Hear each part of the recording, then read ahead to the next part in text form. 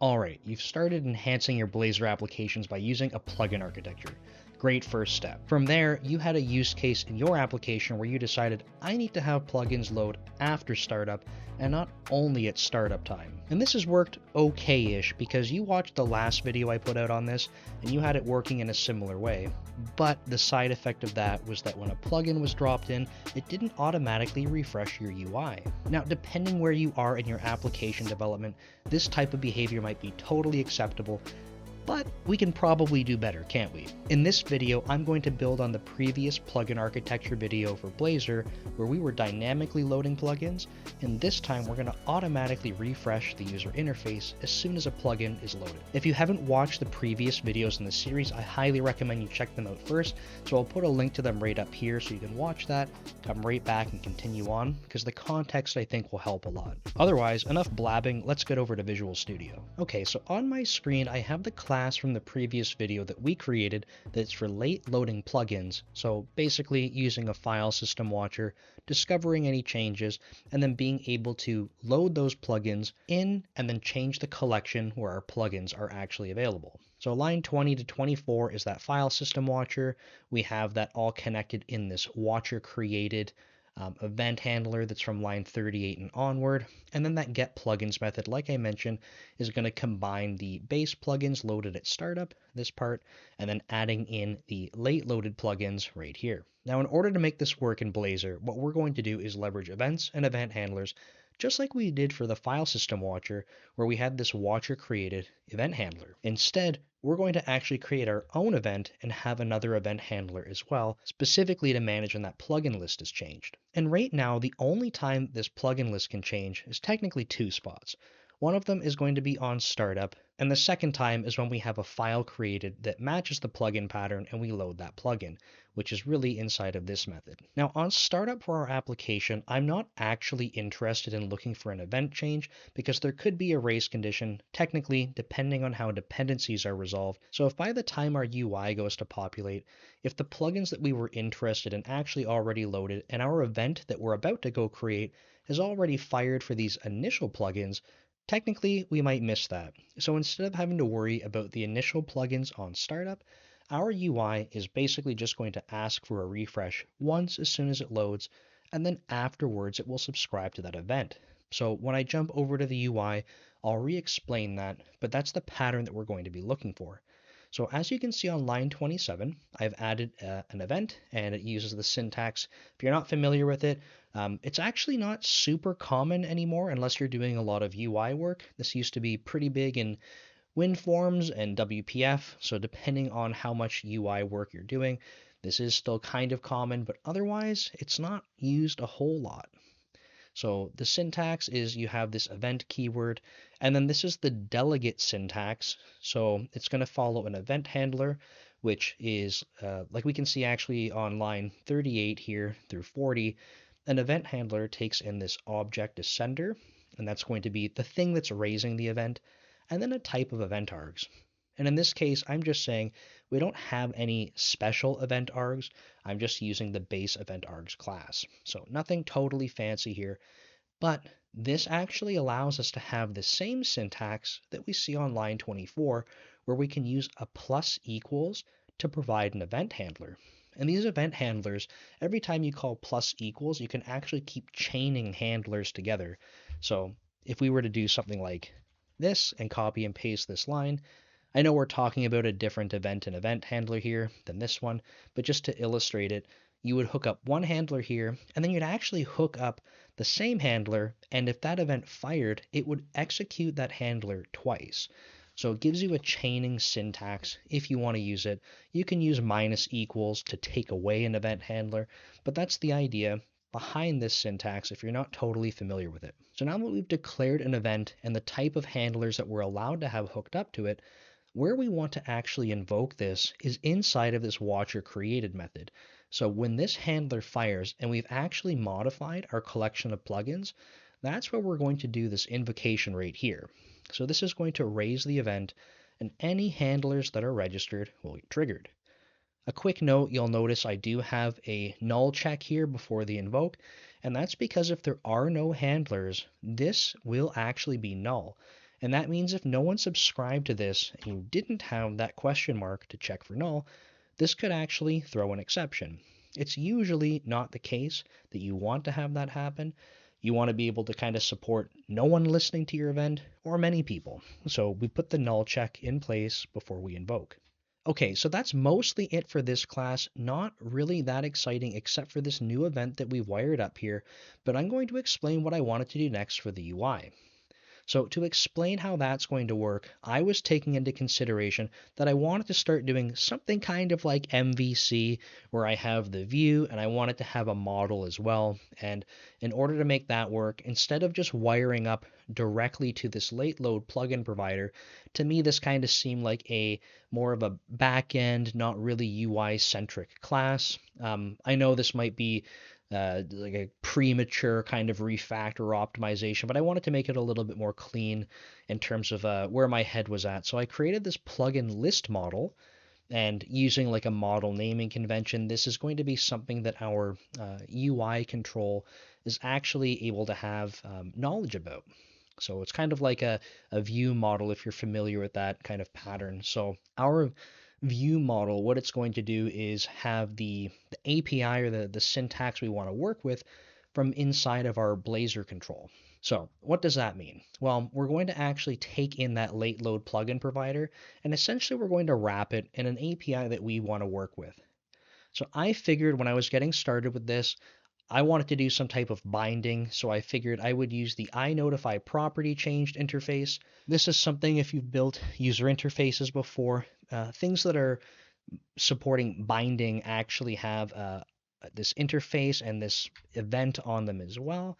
And that way, things that are interested in understanding when a value on a property has changed, they can listen to this event so they can give their own event handler, check for the properties that they're interested in changing, and then do some UI updates. A lot of this happens behind the scenes, so generally we're not thinking about the nitty gritty of this, but if you're making a model and you want to have bindable properties on it, this is something that you would create, and then anytime the property that you're exposing changes, you would just invoke property changed. And to show you where that's happening, basically on line 20, I've hooked up to the plugin provider's plugin changed event. So that's the event that we just walked through in the other class, and I was explaining the purpose of it. And we're hooking up to that, and we're going to raise yet another event. But this one is more specific to like this idea of a model and view, because property changed events are actually used a lot in user interfaces. We didn't have to do this by any means. I was actually hoping that I was going to get the binding syntax working how I wanted, but I think I need a little bit more experience with Blazor to really polish that off, so I apologize. But this ended up being a bit of extra work for not a lot of good reason, because I was hoping that this property change would just wire up to the binding very cleanly. It doesn't necessarily, but I can still walk through how it's used, what the intentions were, and in a sort of perfect world, what the expectation was for this working. So when this event handler fires, we're basically just raising another event, but we're calling it property changed, and it has property changed events, and it's going to indicate that anyone is listening to this will know that plugins, so the name of this property, has changed. This model only has one property on it, which is the plugins list, but in other view models that you might create in your user interface, you might have other properties that could be bound to, and they're changing as well. So for example, maybe you want to have like a plugins list, like the one we have here on line 17. Maybe you want to have a bindable property for the count of plugins, so that's another property changed event that you could raise when the plugin provider's list of plugins changes. So you have a bunch of options, but we're just going with this for now. Something else to call out is that on line 12, we're registering this event handler that I was just explaining, and you'll notice that we don't have any code with a minus equals to get rid of it. That's actually the same if I jump back to this late load plugin provider. You'll notice that even on the watcher, we only hooked up the event handler and we've never actually unhooked it. Now in theory, you want to think about being safe when you're hooking up event handlers. So if the lifetime of this object is such that it's going to end before the application, you want to be able to unhook the events so that you don't have these lingering handlers, because they will cause memory leaks if you're not unhooking them properly and you have object lifetimes that don't really match up. In our case, this class that we're looking at and the plugin list model that I was just explaining, these are going to exist for the lifetime of the application currently. This is how I'm designing the application. Your application and needs in your application may be very different, so I just wanted to point out that if you're looking at this, copying the same pattern, you may want to think about unsubscribing from that event. When I jump over to the user interface, we will see an example of this, and I'll touch on it again. One more thing before jumping over to the Razor page is just that in the plugin module, we now have to register this plugin list model. Again, nothing very fancy here. It's just like the other plugin providers. Technically, this is just like a plugin provider itself, but we're giving it a different API that is more view-centric. Again, this was a little bit of extra work, not totally needed because I was hoping the binding was going to work, but it didn't, so we could have got away with just making this class here, late load plugin provider, use that new event that we were talking about right in the start. Okay, over to the Razor page. So the first thing I'll call out is that on the Razor page, we are now passing in this plugin list model. It's still taking the same type of plugins, and what we're going to do is actually look at the code that's at the bottom of this and to call out no changes here first. I think that's important. We didn't have to change anything in the actual rendering of the control. That's all the same. What I was hoping to do, and if someone watching this that has more experience in Blazor might think it's pretty obvious, I've just missed it so far, but I was hoping I could have done something like binding the actual list of plugins. So if I scroll back up, this plugin provider has that .plugins property. I was hoping that I could have a binding somewhere on one of these elements in the UI, and then when that plugin list updates because of the iNotify property changed, I could have just had the UI refresh right from that, and it would know how to pull out the fragments from that. I know how to do this in WPF, but I don't think I could get it working in Blazor right away, so I'll have to revisit that.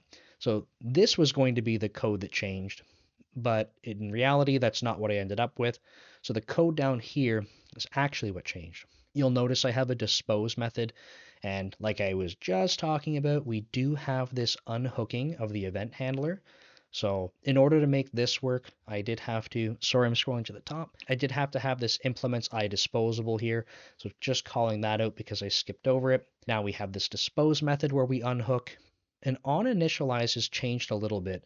So not only are we hooking up to that event handler on onInitialize, but what we're doing is actually calling refresh, and that's the same code we had before. I've just pulled it out into this method. So all of this code from line 58 to 75 used to be right here on line 54. But the reason I've pulled that out is because we actually want to call it when we have the plugin collection changed. And if we look at the event handler that's on line 77, there's a whole bunch of stuff going on here that I'm going to have to explain. So if your eyes are jumping to specific things and you're going, holy crap, why is he doing that? Just give me a moment and I'll touch on it a little bit more. So this event handler is for the property changed event, and this is going to be something that we're only interested in when that plugins property is changing. This kind of pattern I'm not a huge fan of because you end up having like this situation where the more properties you have on your view model, you have like else if, like it's really nasty. We can clean this up with a lookup or something as well to use a dictionary here, but in general, I'm not a huge fan of doing custom checks for property changed events. And that's why binding just works really nice. You don't have to look and implement custom things like this. So just wanted to call that out. Where to start on this? So high level, what we're doing is looking specifically for this property that's changed. And when it happens, this method here, refresh plugins, is going to actually try to get our UI to have the new elements. Okay, so what's going on with the rest of it? What's all this extra code? Why is there a fix me? Let's start from the top. So on line 77, you'll notice there's a special word here for async, and async and event handlers do not mix well together. Some of the first articles I was putting out this year on my website were about async void, and it's a pretty dangerous pattern. I made YouTube videos on this as well. I'll link that above. And the idea is that when you have async void, what happens is that the tasks, if they throw exceptions, you're kind of at a boundary here. So the calling code into this method is not able to properly handle exceptions that bubble up. So if an exception were to be thrown anywhere in this method, it's going to have some nasty side effects. Now, I'm not sure if it's still official Microsoft recommendation or not, but I've seen at some point over the years like async void, the only time that people say it's acceptable is on event handlers, and that's because the syntax for hooking up an event handler actually requires that you have a void there. Again, in some of the articles I've written, I've shown that you can have task-based event handlers, but really all of the sort of workarounds for this are pretty nasty. In the end, the most simple thing, as kind of silly or ridiculous as it looks, is really to wrap it in a try catch. And no, you probably don't just want an empty catch like this. This isn't really helpful, but you would do your error handling here, and the point is that you want to prevent any type of exception from bubbling out of this async event handler because it has an async void. It's not totally related to this plugin loading. I just want to explain what you're seeing on screen so that if you go to copy this code and you didn't understand that and you didn't want to copy it, just beware that some funny stuff can happen. And then the next thing I want to call out, because there's two more things here. One is that we're using this invoke async, which, I mean, based on everything I was saying, maybe sounds a little bit confusing, but this is because the file system watcher that's going to pick up when there's a plugin change on disk is actually not running on the UI thread. And you might say, okay, that's fine. That's not what I would have expected anyway. And you're right. I wouldn't expect that either. But when we want to go change the user interface, we have to make sure that we're working on the UI thread. So at some point, when we're going from that file system watcher's event being raised, we have to make sure we get to the UI thread to do the refresh. Now, depending on how you structure your code, you may want to move where this is. So this invoke async, maybe you want to be able to do that from, not around each property that's being changed. Maybe you want that at the top of the method. I'll leave that up for you to make decisions about. I think you could argue right or wrong many different ways, but the point is on line 86, we need to run some code specifically on the UI thread. That's going to be these two lines here, 88 and 89, and that brings us to line 89, which is the last one that I haven't talked about. So line 89 is going to be the thing that actually tells our Razor page to update. It's going to tell it that there's been some state that's changed. If I don't include that, all of the code runs, does what you might expect. It actually refreshes the plugin list behind the scenes, so in the code, so I can follow with breakpoints, but the user interface itself doesn't change. And that's because the Razor page isn't aware that that state has actually changed. So we're forcefully telling it that. All of this code that I just walked through from line 77 down to 97 that I'm highlighting here, all of this was because I couldn't actually make binding work how I expected. And if I can figure out how to make binding work the way that I think it is supposed to work, then all of this code can go away. So if you're watching this, you know how to do that, obviously. Mention it in the comments.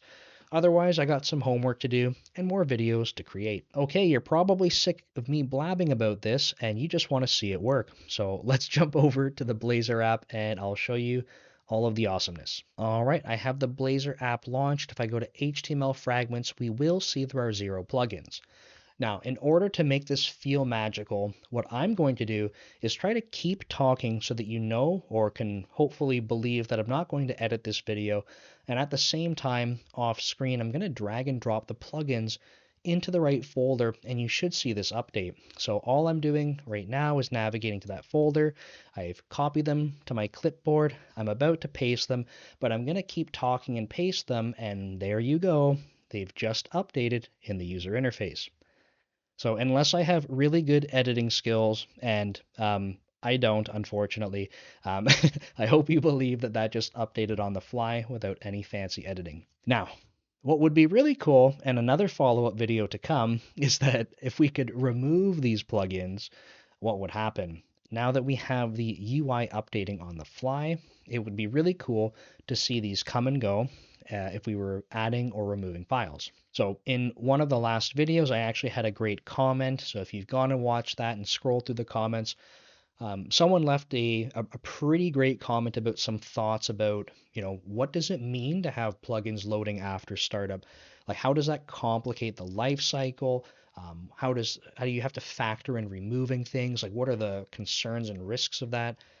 And they're spot on. Like, there's a lot to consider if you want to be able to have plugins exist for not the same lifetime as your entire application. It's one thing if you add them in after the fact and they live until the end of the app, but if you want to remove them before the end, how do you clean that up? How do you make sure that they didn't register event handlers and, there's going to be lingering code?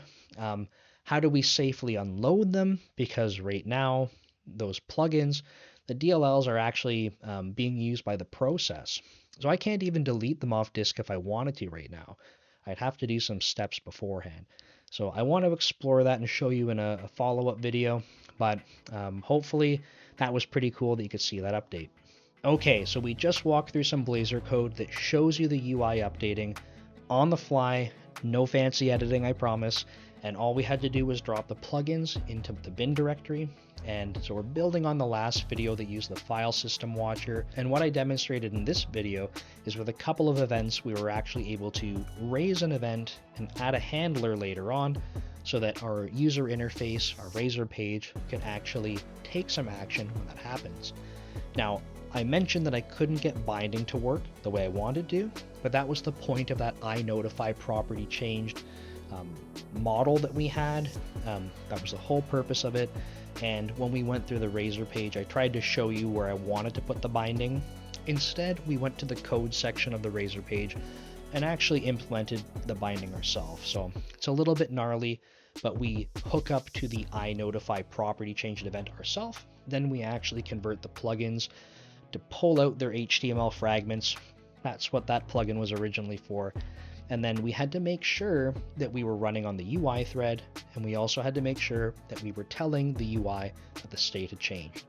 So all of those things were necessary to sort of get the same effect as binding. So I hope you found that useful. So going through this video, I definitely have a few more ideas for content that I should put together to try and round out all of the different topics we've been going over, including plugin unloading. So stay tuned for that. If you enjoyed this, please subscribe to the channel. I definitely appreciate it. Love hearing requests and different topics and comments. If you want to talk through different implications of what you're seeing, that would be great. And yeah, I hope you enjoyed this, and we'll see you next time. Thank you.